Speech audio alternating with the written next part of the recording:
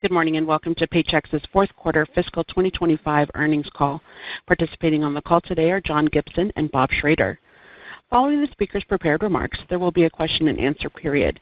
If you'd like to ask a question during this time, simply press star, then the number 1 on your telephone keypad. If you would like to withdraw your question, please press star 2 on your telephone keypad. As a reminder, this conference is being recorded, and your participation implies consent to our recording of this call. I would now like to turn the call over to Bob Schrader, Paychex's Chief Financial Officer. Thank you for joining us to discuss Paychex's fourth quarter and fiscal year 2025 performance. This morning, we released our financial results for the quarter ended May 31st, 2025. You can access our earnings release and presentation on our investor relations website. We anticipate our Form 10-K will be filed with the SEC before the end of July. This teleconference is being webcast and will be archived on our website for approximately 90 days. Today's call includes forward-looking statements that refer to future events and involve some risk. We encourage you to review our filings with the SEC for additional information on factors that could cause actual results to differ from our current expectations. We will also reference non-GAAP financial measures. A description of these items, along with the reconciliation of the non-GAAP measures, can be found in our earnings release. I would now like to turn the call over to John Gibson, Paychex President and CEO. Thanks, Bob. I will start the call today by sharing key business highlights for the fourth quarter and fiscal year, and then Bob will discuss our financial results and outlook. We will then, of course, open it up for your questions. Given that the PayCor acquisition has closed and we have completed key integration activities to bring the two companies together, we are now operating as one Paychex and not two different companies. Our comments today will reflect that fact. Paychex demonstrated solid performance this year against our strategic objectives, underscoring our unique ability to effectively navigate dynamic market conditions while continuing to enhance our customer experience and market position and also maintain our industry-leading operating margins. We delivered 10% revenue growth in the fourth quarter, reflecting continued execution across the business and the addition of PayCor. For full fiscal year 2025, we achieved 6% revenue growth and 6% growth in adjusted diluted earnings per share. We also delivered 60 basis points of adjusted operating income margin expansion in the face of significant ERTC headwinds. Our client retention rates increased year over year, underscoring the compelling value we provide as a trusted partner in our clients' growth and success. We grew the number of clients we served to approximately 800,000 and increased the number of HR outsourcing worksite employees to 2.5 million this year. We have made significant progress on the PayCor acquisition, surpassing our expectations and setting a strong foundation for future success. Based upon our early progress on the integration and our increased understanding of the opportunities we have gained since closing, we are raising our cost synergy expectations to approximately $90 million in fiscal year 26. The actions we have already taken give us high confidence in achieving the synergies. In addition, we have identified a list of additional synergy opportunities that we are actively pursuing. We also believe that there are additional opportunities to invest for future growth, and we will strategically accelerate those investments as the year progresses. We previously outlined to you the business unit structure, leadership continuity, and retention of key PayCor talent to mitigate integration risk. Customers are continuing to utilize their existing platform, minimizing the disruption to our client base. Our retention remains strong, and the reception to the combined offerings has exceeded our expectations in the early days. I'll share some of the recent integration accomplishments and focus areas for fiscal year 26. During the quarter, we defined how our HCM platforms will generally serve our market segments moving forward. Paychex Flex will focus on companies with up to 99 employees, and the PayCor platform will target the upmarket enterprise segment above 100 employees. Sure Payroll will continue to serve the small business do-it-yourself marketplace. This approach provides the market with the most comprehensive, flexible, and innovative HCM solutions for organizations of all sizes and needs. We also completed a comprehensive territory assessment and reassignment review across the sales teams that aligns to these market segments. We have expanded and optimized our sales coverage nationwide in the fourth quarter. Sales representatives who transitioned territories received comprehensive training on the complete suite of HCM solutions they can now offer. We are encouraged by how sales hiring, retention, and tenure developments are trending going into the fiscal year. While all of these changes did create some internal disruption and took many of our sales resources out of the field for a portion of the fourth quarter, we believe now was the time to make these changes to best position us to win in the marketplace. With newly trained sales reps on our broad set of capabilities and solutions, realigned territories, and a fully staffed sales team, we believe we are well positioned entering the new fiscal year.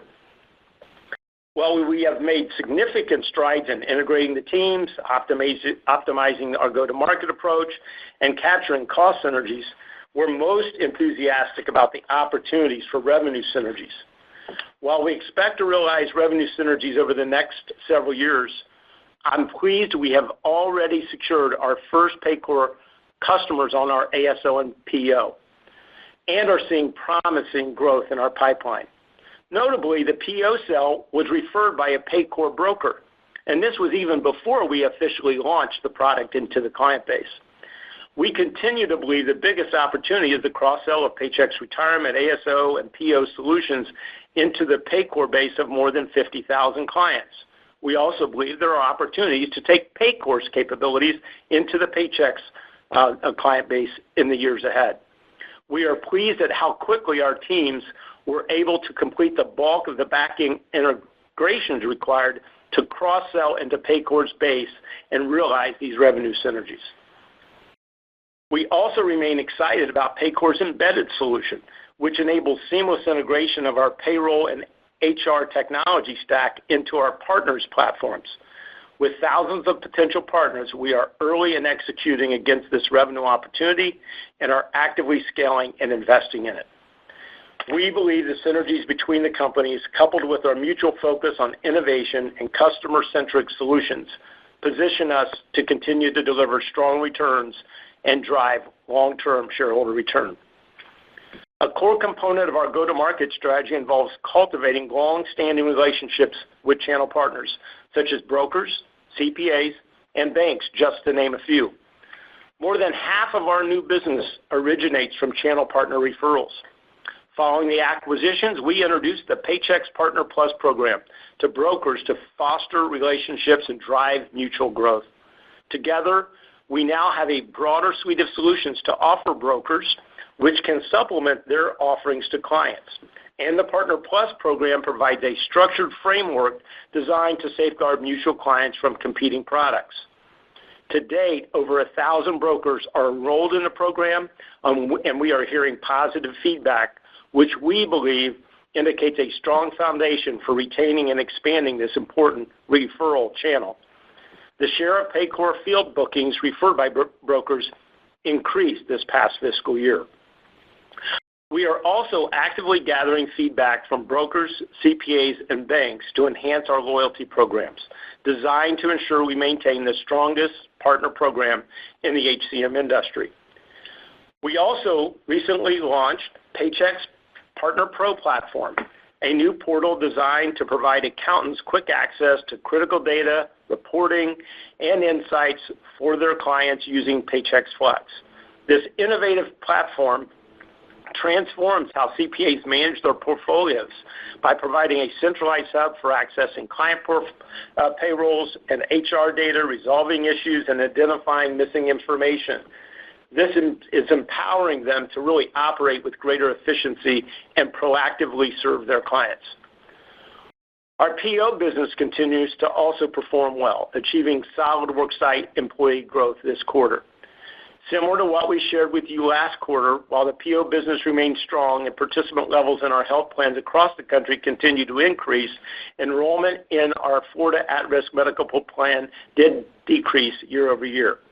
We also continue to see a trend among employees opting for lower-cost health plans to offset the rising healthcare cost. While these factors continue to pose a pass-through revenue headwind, they do not impact our earnings or our PO value proposition. One of the benefits of the PO model is that it empowers small businesses to truly punch above their weight and offer benefits comparable to those of Fortune 500 companies. This enables them to attract and retain top talent in today's still very competitive labor market. We remain bullish on the PO space given our scale and capability in this segment and just how greenfield the opportunity remains both inside and outside of our client base. Now turning to the macro environment, we are observing a mix of both optimism and uncertainty within the market and our client base. Many businesses are frozen as they wait for more clarity about a number of macro issues such as tariffs, inflation, and taxes. The hard data continues to indicate that small businesses remain fundamentally healthy despite the headlines. Our Small Business Employment Watch revealed stable employment levels with moderation and hourly wage inflation in the recent months. Our data does not currently show any signs of recession. We also see in our interactions in the market that the uncertainty is prompting businesses to exercise caution when making decisions and being cautious about how much they are spending on products and services. We have also seen an increase in bankruptcies and financial distress in the micro end of the market and in our client base in the fourth quarter. Many businesses, I think, on the edge of failure may have decided not to fight the new headwinds they see in front of them. We also saw losses due to increases in business combinations and mergers increase more than typical.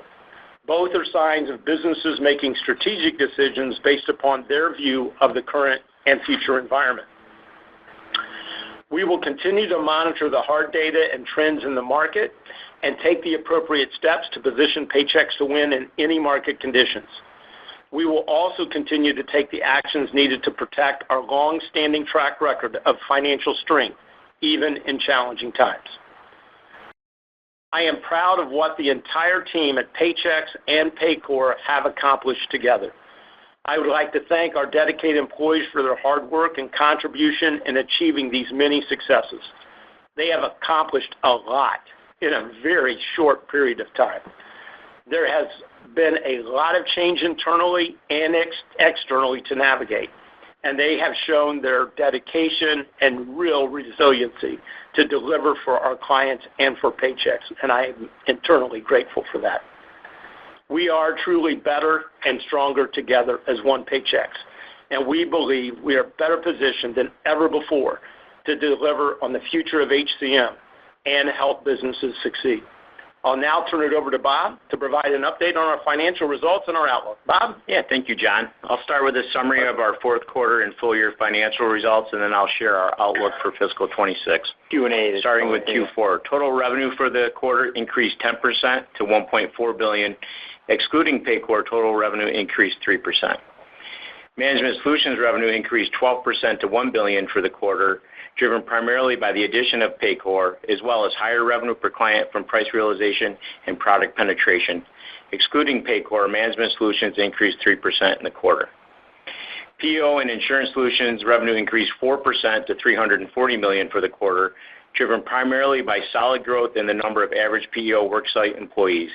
Outside of the at-risk plan headwinds that John discussed, PEO continues to perform well.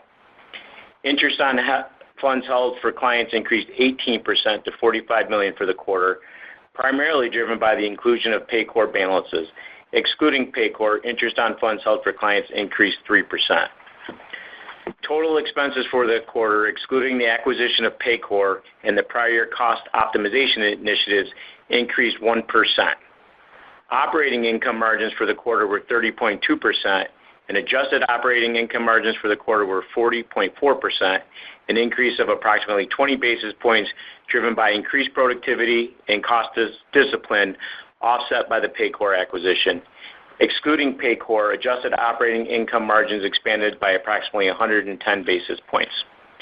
Diluted earnings per share decreased 22% to 82 cents per share, and adjusted diluted earnings per share increased 6% to $1.19 in the fourth quarter. Now let me turn to our results for the full year fiscal 2025.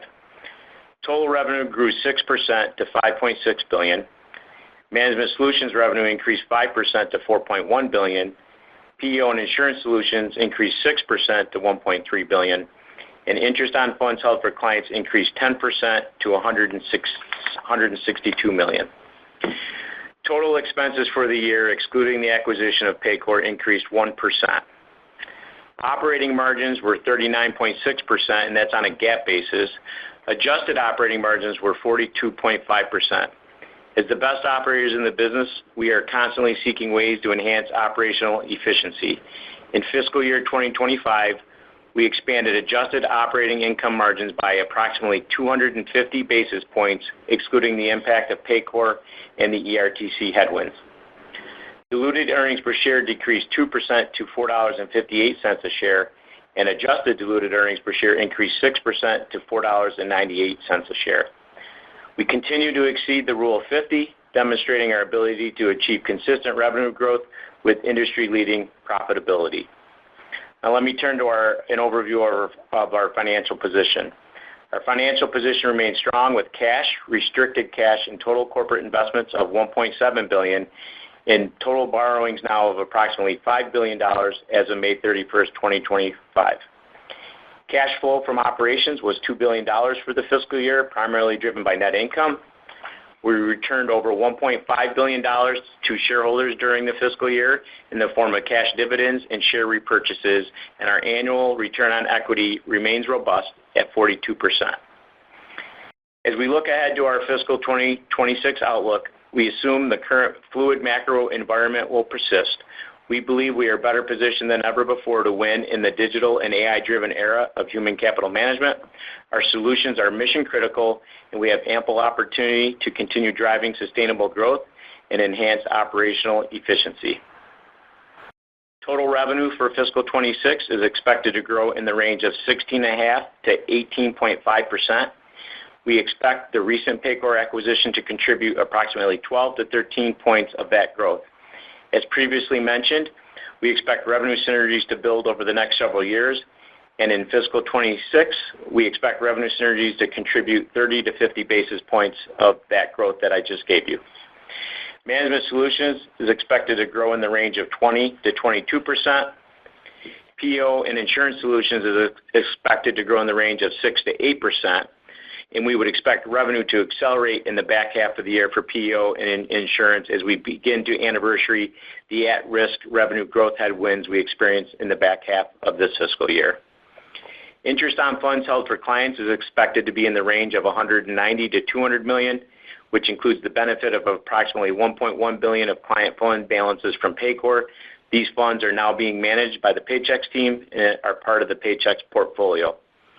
Adjusted operating income margin is expected to be approximately 43%, and our effective income tax rate is expected to be in the range of 24 to 25%.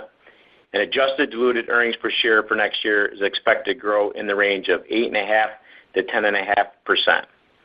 Let me turn to the first quarter. We would anticipate total revenue growth in the first quarter to be between 16 and 17%. And adjusted operating income margin to be between 40 and 41%. And of course, all that is based on our current assumptions, which are subject to change. And with that, I'll now turn the call back over to John. Thank you, Bob. We will now open the call for questions. Thank you. As a reminder, if you would like to ask a question, that is star one on your telephone keypads. We do ask that you limit yourself to one question and one follow-up question. If you'd like to remove yourself from the queue, please press star two. And again, that is star one for your questions. We'll take our first question from Mark Marcon with Baird. Please go ahead. Hey, good morning, John and Bob. I'm wondering, can you talk a little bit more about some of the distractions just in terms of putting together the sales forces, how long you actually ended up taking them out of the field and in production, and how that ended up impacting the fourth quarter. That's the first question. And then, how much do you expect that to spill over into the first quarter? You're guiding to, potentially a lower top end of the range than your full year guidance. So I'm wondering if, there's some residual effects from that. And then can you talk a little bit about the areas that you're really excited about with regards to the revenue synergies and the cross sales? You mentioned the initial success on the ASO, but obviously that's really early. How do you think that's going to build over the course of the year, beyond the comments about the 30 to 50 bips, but just like where it's happening and what you think it's going to end up doing from a longer-term perspective? Thank you. Yeah, Mark, thanks for the question. Yeah, I would say relative to the sales transformation that we did and go-to-market changes that we made, as you know, we started planning how we were going to approach this when we announced the deal back in January, and have done a lot of work and did a lot of work in preparation and waiting for the close. All of the changes that we wanted to make, we made in the fourth quarter. And we made a strategic decision that, given the distractions that were already out there with Liberation Day and everything else in the marketplace, that now was the time to go ahead and move as quickly as we could to get everything done. We certainly could have done it at a different pace that would have dragged it potentially in to the first quarter of this fiscal year, but we made an election to get all of it out of the way. So We've made all of the changes. The teams are in place. They're in their new territories. We've just completed all the training. We had our kickoff the first week of June, and they're in the field actively selling the broad set of products and services that we have.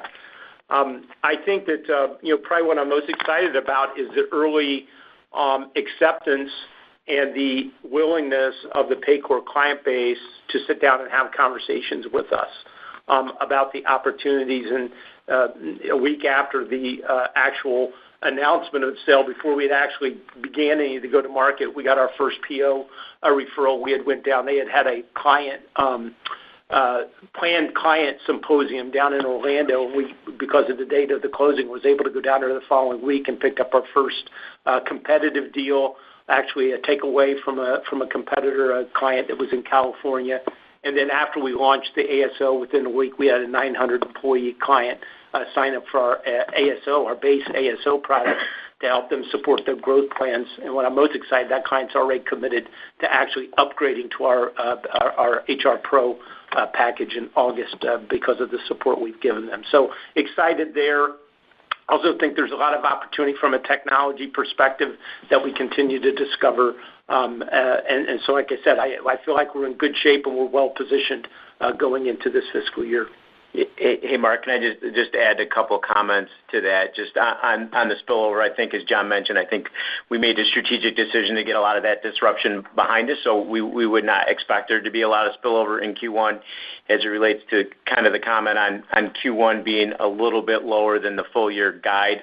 A lot of that is going to be, there's two things driving that. One is going to be on the PEO and insurance side. We would expect, the growth in PEO and insurance to be better in the back half than the front half, as we anniversary some of those MPP headwinds. And then just, as it relates to the disruption in Q4, I would say, yes, there was some disruption there. I don't think that weighed heavily on the financial results that we just released. Obviously, the numbers were a bit lower than consensus. And I tell you, as John and I sat here last quarter and gave the Q4 guide of 10 to 12%, we had a high degree of confidence that we were going to be closing the Paycor deal probably within the next week. And when we got into the next week, we did not anticipate that the investment-grade bond market would essentially be shut down as a result of Liberation Day. And so we ended up closing on the deal. We had a very successful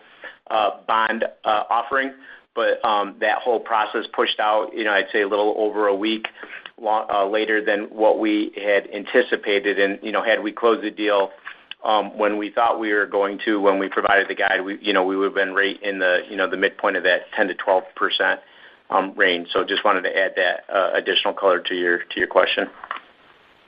That's very helpful. Thank you so much. We'll next go to Brian Bergen with TD Cowen. Please go ahead. Hi, guys. Good morning. Thank you. I just want to follow up here maybe a little bit on the last point you made there, Bob, on a 4Q growth bridge from 3Q and maybe the factors going forward. So as we look at the 3% or so organic management solutions growth of 4Q, can you just help bridge some of that deceleration from that 4.8, I believe, in 3Q? Just talk about some of the changes, whether it's underlying demand, checks, retention, pricing.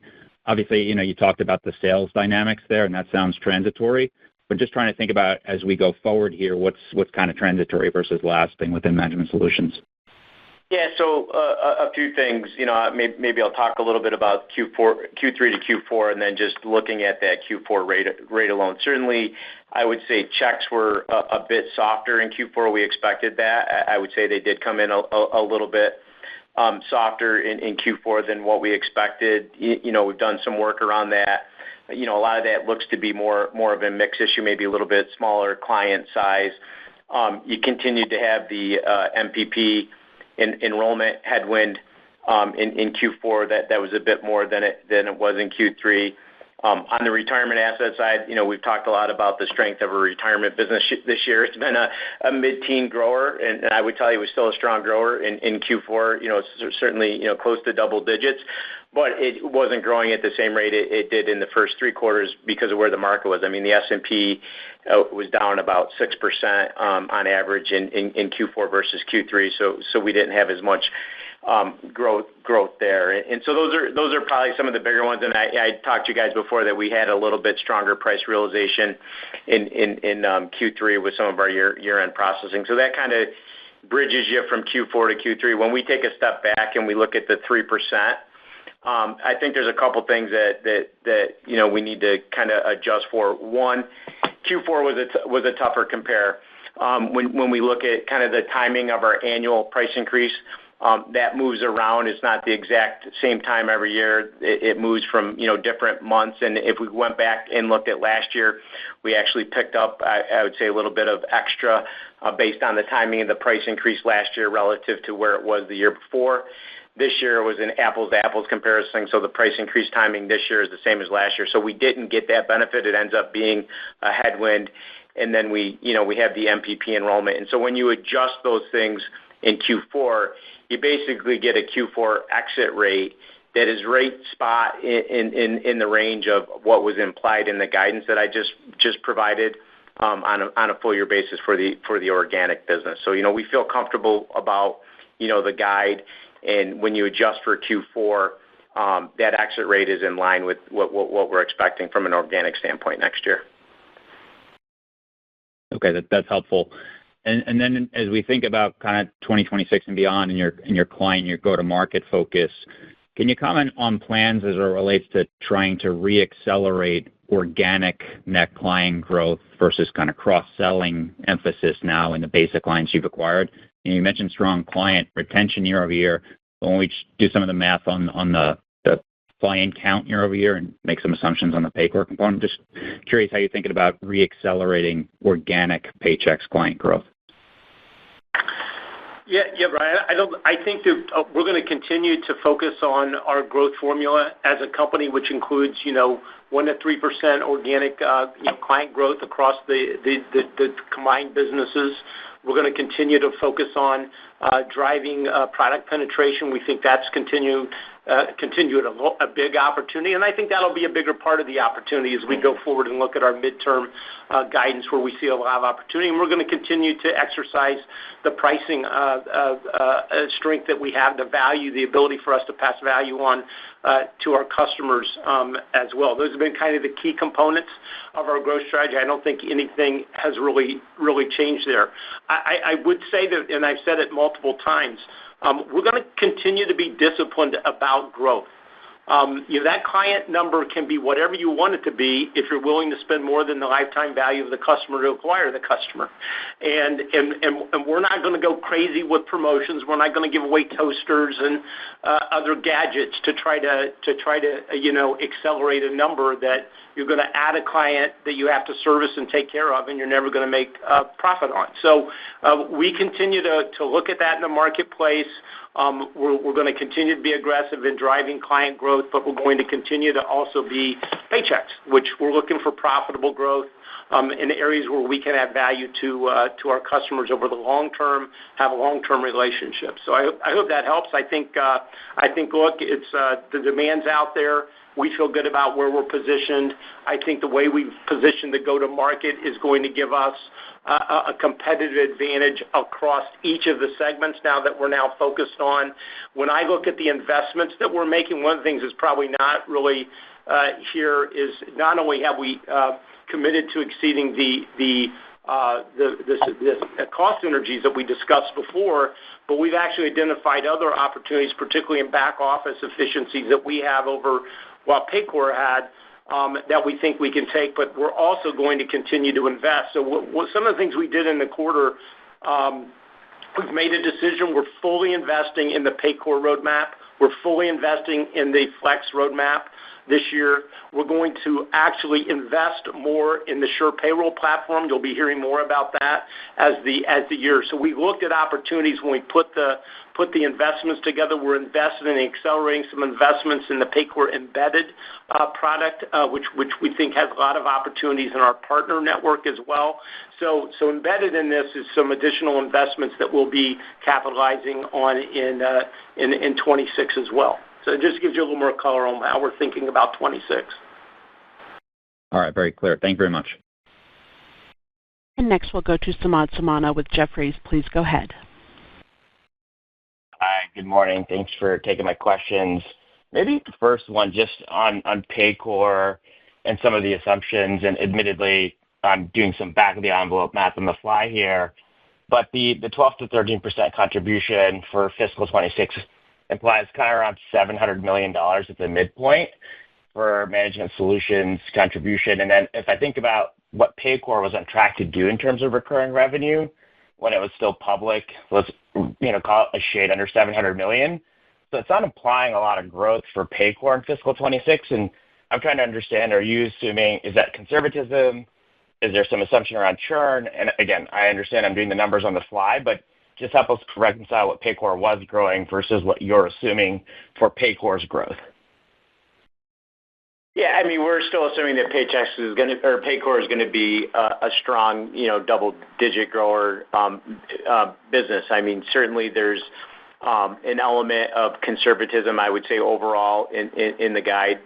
Samad, we're in the beginning of the year, and we want to make sure that we can put forward guidance that we're going to be able to come out and deliver. So there's certainly some conservatism over there, but we would expect, I don't have the exact math in front of me, but certainly Paycor would be a double-digit grower next year in this plan. Understood. And then as I think about the integration of the sales teams, any insights you can provide on maybe what percentage of Paycor's sales and marketing organization you guys were able to retain versus are you thinking more about hiring on that side, or just help us understand how you're thinking about what those changes now look like between the two organizations and maybe where there is some pruning and where there will be additions going forward. Yeah, so let me take that, and again, I'll step back. We stepped back and looked jointly across the entire go-to-market from a sales to market perspective. We had segmentation already built into our go-to-market strategy, salespeople that were focused in different segments, as did Paycor. And what we wanted to do is we wanted to fill the best team in the industry, and we wanted to support that team with the best tools and the best marketing support. So in the quarter, this is what's important. And as Bob says, it was delayed. So there was a lot of conversation about how much could we get done in a short period of time. We combined both marketing organizations and built a world-class marketing organization, HCM, combined Paycor and Paycom. We then, and Paycor, we put together each one of our market teams relooked at the territories to make sure we were maximizing where we thought territories where we could have the greatest opportunity going to 26.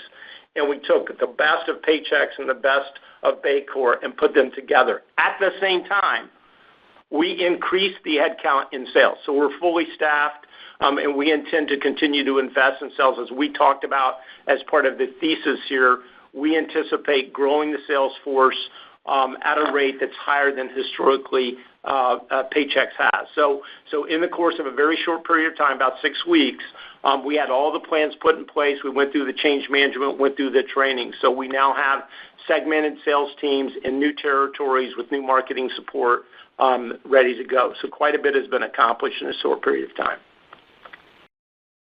Understood. Thank you so much for taking my questions. Appreciate it. Thank you. And next we'll go to Tien-Tsin Huang with J.P. Morgan. Please go ahead. Hey, thanks. It's nice to talk to you guys. Just wanted to clarify the impact of the sales disruption and then the comments on the higher bankruptcy and the mergers on the very low end. It sounded like it was relatively small, and perhaps you would have hit the high end of your guide if it wasn't for the delay in the closing of Paycor. I just wanted to make sure I caught all of that. I think you got it about right. And what I would say, relative to the bankruptcies and kind of financial distress type of losses, I would not call those. Again, it's very micro end of it. When we left the selling season, we improved retention, client retention year over year. So we had a good year of retention. We probably would have been talking about much, much stronger numbers if we hadn't seen what we saw in the fourth quarter. I would also say it's not unusual. And what I say by that, when you have some sort of external shock event, you go back to the financial crisis, you go back to other models that we would look like. When something externally shocks the system, people that were on the edge of saying, do I want to stick it out, sometimes throw in the towel. That's just my view of what you see, because it's interesting when you see these type of external shocks where there's a high degree of uncertainty in the outlook in the future, you see an acceleration or pull forward. You also saw that in general bankruptcies. I think if you go back and look at what happened in the fourth quarter, those were up as well through all the government reports as well. But again, very micro and not significant impact to revenue because it's on the lower end of our client base. And then, as I said, even with that slight acceleration in the fourth quarter, we still ended with better retention than we had the year prior, which was very strong, as you know. Yeah, no, for sure. That makes sense. That's good color, John. Just quickly, then, just now that you've owned the asset and the cost synergies that you're talking about here, where was that last little bit of cost synergy coming from? I'm just curious if we're trying to collect a list of things that you've talked about in the past. What's been the final piece of the synergies? Where is that coming from? I wouldn't say there's anything specific to call out. Obviously, when we started looking at it, we were conservative. We knew the areas that we were going after. I would say that those areas are the same.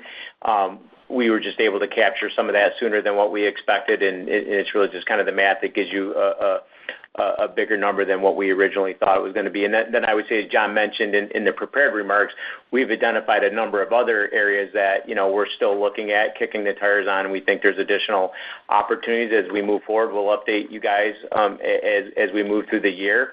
We're hoping to beat that target, but at the same time, we're going to look to potentially balance that with reinvestment in the business. As we've talked about, this is a growth story for us.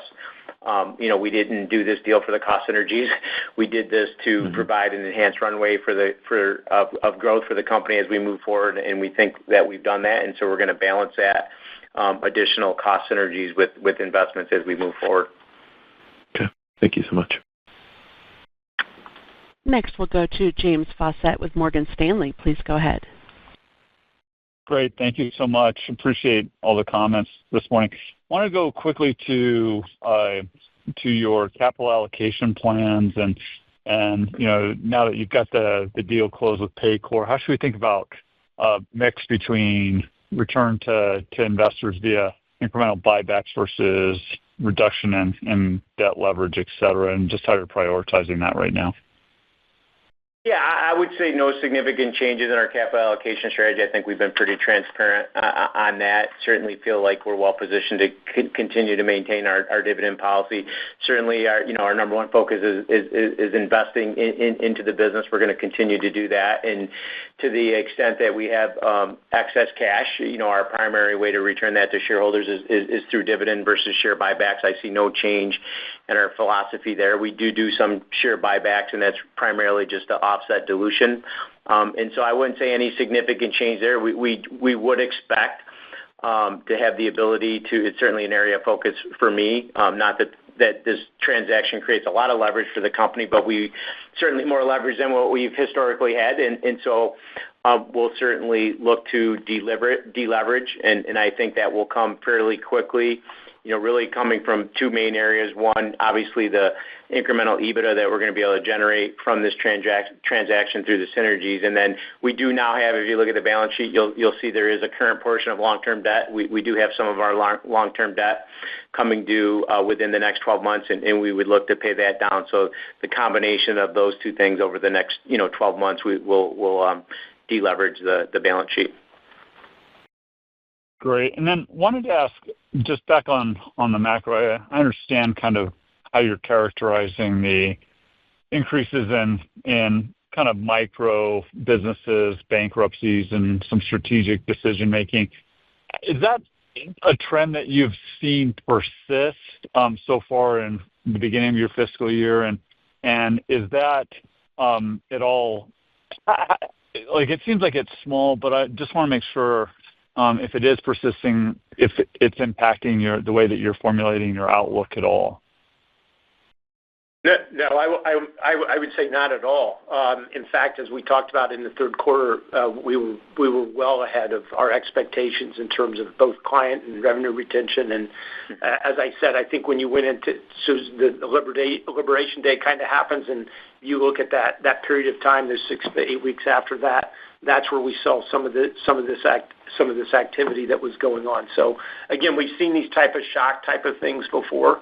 Again, I'm speculating on some of the psychology of what's in a business owner's head. But again, you're talking about sole proprietor. You're talking, the lower end of the market is kind of where we saw this issue. We did see some of the what I would call combination. What I call business combinations, more in the upper end of the mid-market. And again, a lot of that just has to do with, I think, people when they're looking at that macro, looking for opportunities to scale and get larger, to be able to be prepared for any future. But we're not. You go back and look at the hard data in terms of our index. We continue to see moderate growth in small business hiring. I think, as Bob pointed out, we probably saw slower growth than we would have expected in the mid-market, but it wasn't astronomical. It wasn't recessionary, and we've really not seen any signs of recession. I would say there's just, anywhere you turn on it, you talk to anybody, there's a high degree of uncertainty, and I think a lot of people are frozen right now.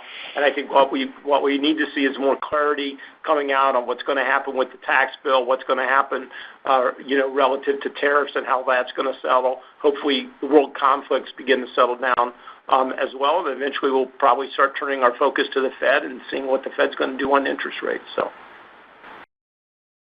Great. Thanks for that color. Thank you. And next we're going to go to Andrew Nicholas with William Blair. Please go ahead. Hi, good morning. Thanks for taking my questions. Just wanted to ask a few on synergies. I guess first, in terms of top-line synergies, can you speak to maybe what's embedded in your outlook for 26? It sounds like you've already had some indications of cross-sell opportunity and cross-sell success into the PEO and ASO models. Is that something that you're assuming continues in 26? Is there anything that you could kind of quantify there, or would momentum there be upside to what you've guided? Yeah, Andrew, you maybe missed it in the prepared remarks. When I gave the outlook, we said we would expect revenue synergies to contribute 30 to 50 basis points of growth next year. Obviously, I mean, that's where we see, I would say the value creation opportunity here with this transaction is the ability to cross-sell into their client base and vice versa. As you guys know, if you look at our model, and John talked about our growth formula, a significant amount of our growth has come from our ability to monetize our client base and really selling those higher value solutions, ASO, PO, retirement services into our client base.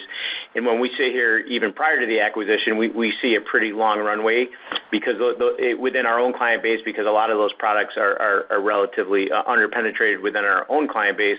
And then on day one of this transaction, we just added 50,000 clients into the top of our payroll funnel, if you will. And these are, on average, larger clients that really are more likely to have some of the needs that some of these solutions meet, like ASO and PO in retirement. And so that we're really excited about that opportunity. Obviously, that takes time. You're not going to get all that on day one. We're being conservative. That builds, I would say, over a few years. I'd say we're being a little bit conservative in what we think we can achieve in year one, but that's not stopping us from going, having our foot on the pedal and really going after that opportunity as quickly as we can. And as John mentioned, we've had some early success, just in the first few weeks of owning the asset with not a lot of effort. So we're excited about that opportunity longer term. Perfect. Thank you. And yeah, I missed that in the prepared remarks, so appreciate it. And maybe relatedly, just in terms of cadence of cost synergy realization, you've updated the number $90 million in fiscal 26. Is there anything you can say about how much of that is front-end loaded, or is there a steady ramp in terms of realized cost synergies throughout fiscal 26 that we can model? Yeah, I would say that I would say that most of the actions required to realize those cost synergies have been taken. As it shows up in the P&L, that builds throughout the year because you have some transition resources that are here for a period of time, and some of those benefits they build as you move through the year, but the actual actions to realize those have already been taken, and that's why we have a high degree of confidence in raising the number. And again, we're not stopping. We see other opportunities. There's probably some procurement opportunities that we haven't kicked the tires on hard enough. There's other areas that we're going to now go after now that we've gotten the initial actions behind us. Yeah, I just want to put it in a context, a decision that we made, which I think is the right decision for the long term and the short term. One of the things that became very clear to us early on was how well our teams were working together to solve problems and look for opportunities. So even when we started the early stages of the planning, I was feeling better and better about how the cultural fit was happening, how the teams were coming together and working together. And as you know, we made in the prior quarter call, we talked about some of the additions to our leadership team that we brought on board. That gave us a calculated risk we had to make relative to our ability to lead the organization through how much change, how fast, right? That's a key point. And the real feeling was, particularly when you added on top of that a high degree of external disruption and unknowns, we felt it important to bring clarity to our clients, to our partners, to our employees about what was going to happen. So we accelerated both making sure we made employees know what it meant to them, letting clients know they don't have to migrate, letting our partners know that this is going to be a win-win for them as well. And we really focused on doing as much of this as fast as we could so we don't have additional distractions going into the fiscal year. So when I look at it, what the team accomplished in the fourth quarter was a lot. And we executed the synergy plans exceeding the expectations. We made decisions to fully invest in both the Paycor, the Flex roadmap. We made a decision to invest in the Sure Payroll platform. More about that later. We expanded the sales teams. We reset the territories across all the market segments. We launched a new sales technology stack and a new market data and AI tool to all the sales teams. We launched the Paychex Partner Pro platform. We launched our Partner Plus platform program for the brokers. And we integrated all the marketing organizations. All that in about 6 to 8 weeks.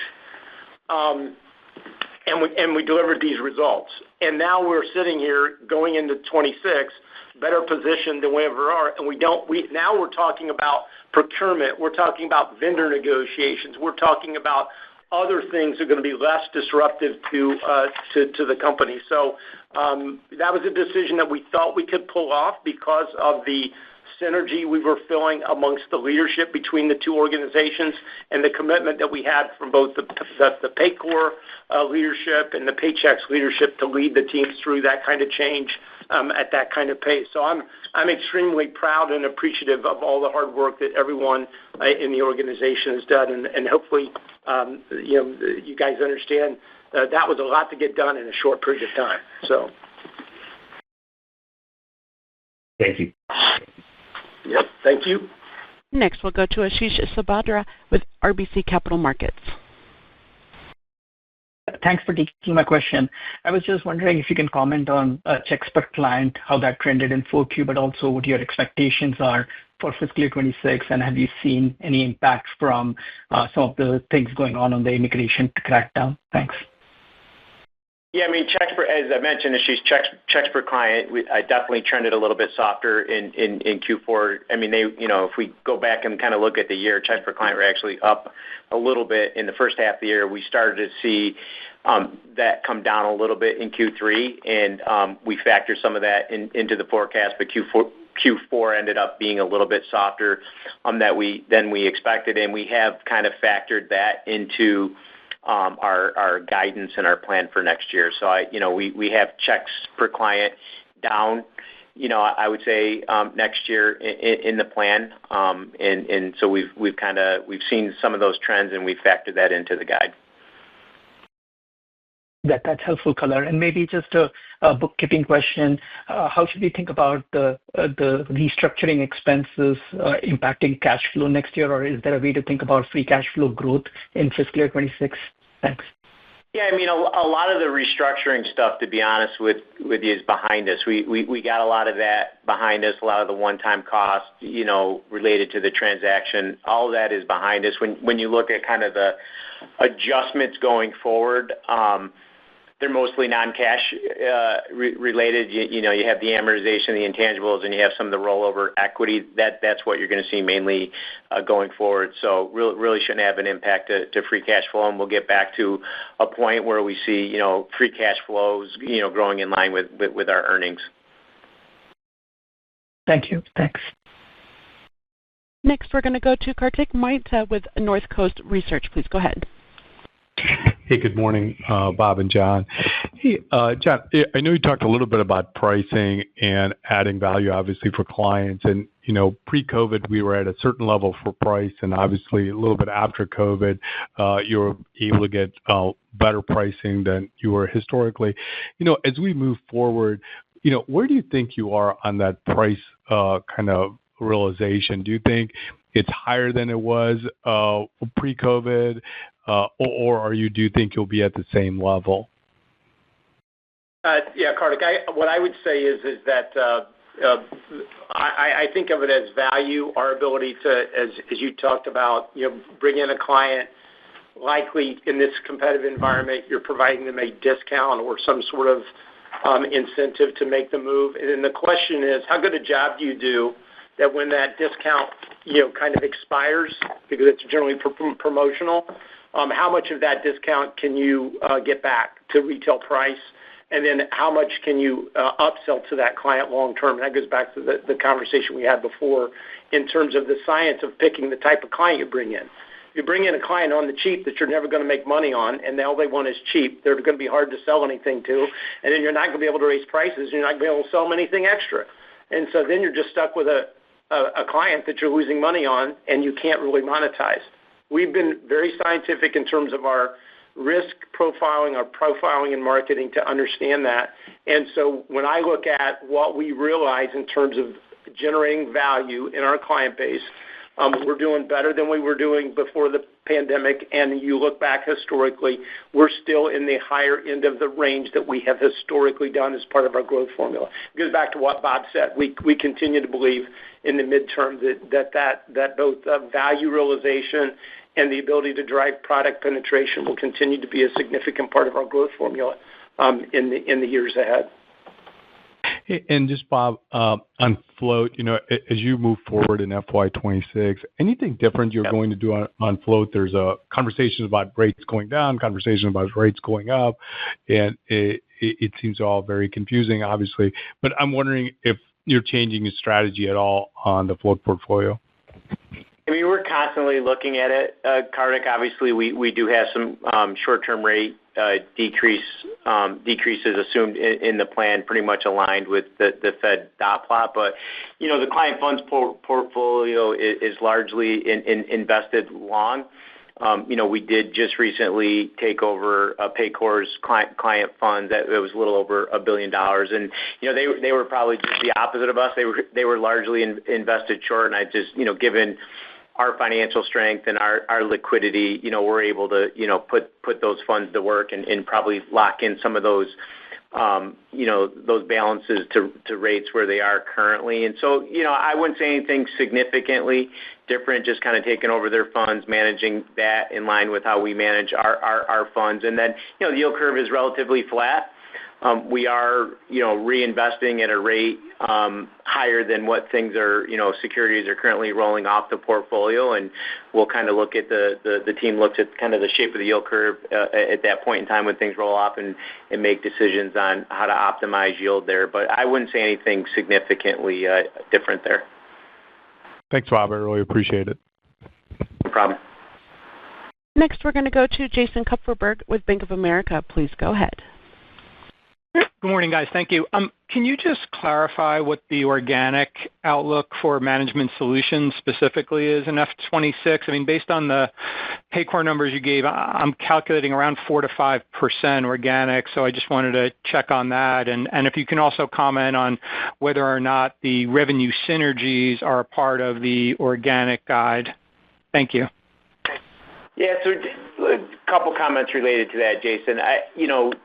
John talked about in the prepared remarks on how we've segmented this business. And so we already had an upmarket business, and so we spent Q4 kind of combining these businesses. We moved Paychex people and clients over to Paycor and vice versa. And it is going to be extremely difficult going forward for us to kind of separate what's Paycor versus Paychex. It was what I wanted to do in the guide is to give you a sense on a total revenue basis. And again, most of Paycor falls within Management Solutions, or it all does. But I wanted to give you a sense of what it was in total, and I was able to do that to be frank because we were in the process of building a standalone plan, so I kind of knew what my standalone plan looked like, and so it's easier for us to say, hey, we had a standalone plan. Here's our new plan. Here's the additional contribution that you're getting from Paycor. John and I have had a lot of discussions on how we're going to do this going forward as we move throughout the year, and I got to be honest, I haven't really come up with a methodology yet. We'll try to give you guys some sense of what the inorganic contribution is, but it's going to be, as these businesses get further integrated, it's going to be a lot harder to separate that out. The numbers that you came up with don't seem to be too far off, what the organic piece would be on the Management Solutions. And then I would tell you the revenue synergies are kind of spread a little bit across both because there's opportunities both ways. Okay. Again, I just understood. I just think it's important to understand. Yeah, I just think it's important to understand that we now have Paycor positioned as our 100+ market segment and platform, and so all the resources we had at Paychex involved in supporting our enterprise business are now part of that business segment and that business unit. And so what you're going to continue to see is, the ability to kind of look at it as two separate. And the same thing, there was down market business that Paycor did, and we've moved that over into the Paychex market segment. So again, going forward, that's one of the reasons why we wanted to bring clarity to our organization internally as quickly as we could and not drag this out into multiple fiscal years. And we thought we had the opportunity with when the deal closed to get all of this work done so that we could start the fiscal year 26 with everyone being very clear about what they're focused on, what they need to do. So just part of it. It's going to be one of the challenges. Yeah. And just, I guess, as a follow-up, so it sounds like we are talking about some acceleration on the organic part of Management Solutions in F26 off of the 3% you just had in Q4. Maybe you can just kind of unpack the visibility and the pieces of that, and maybe just talk a little bit more about, I think you said you're assuming a steady macro, but you've seen some hiccups in client decision-making. Like, are you assuming that the worst is over in that regard, and, you see some normalization / improvement in underlying client decision-making? Yeah, let me talk about the numbers, and maybe John can get into the macro a little bit. I think when you look at the Management Solutions guide, the front half and back half are very, very similar. Actually, the back half is a tad lower, particularly in Q4 once we anniversary the PayCor acquisition.